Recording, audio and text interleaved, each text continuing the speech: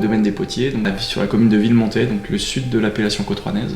Pour situer la côte-rouennaise, c'est un des vignobles de la Loire volcanique, donc on est au sud de la vallée de la Loire, sur les premiers contreforts du Massif central. Donc voilà, pour simplifier, on est à 10 km de Roanne, pile entre Lyon et Clermont-Ferrand. Le domaine, c'est un domaine familial, historique. Aujourd'hui, on a 22 hectares de vignes, plus une partie en polyculture avec de l'élevage de vaches à viande, une cinquantaine de vaches. Le tout cultivé en biodynamie.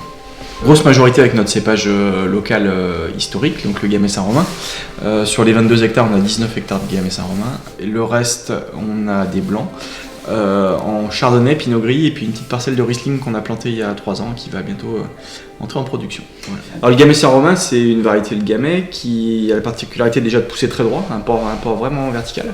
Et après il fait des petits grains, des petites baies, donc ça crée en macération une concentration parce qu'on a un rapport de jus et de pellicule qui est assez important. Et après sur les vins, la grosse caractéristique je pense c'est quand même le côté épicé poivré qu'on retrouve beaucoup dans les côtes-rouennaises.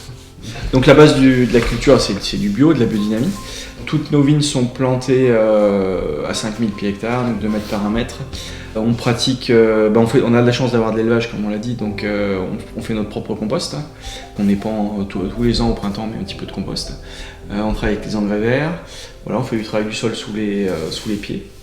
Et après, on est une zone d'altitude, donc on a quand même besoin d'avoir du palissage, un peu de travaux en verre, et bourgeonnage et feuillage. Ce qu'il faut retenir de la côte-rouennaise, c'est que c'est uniquement un massif granitique.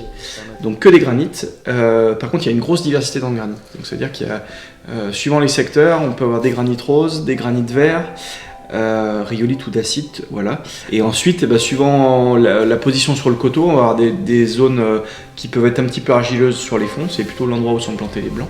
Après, en milieu de coteau, on est plus sur des sables. Et puis après, quand on monte dans les coteaux, on est vraiment sur le caillou, sur le granit assez brut, quoi.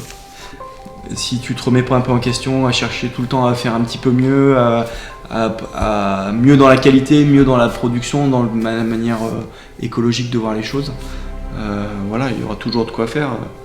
Le jour où je serai content de moi, il faudra que je prenne ma retraite parce que je serai pas un bon vigneron.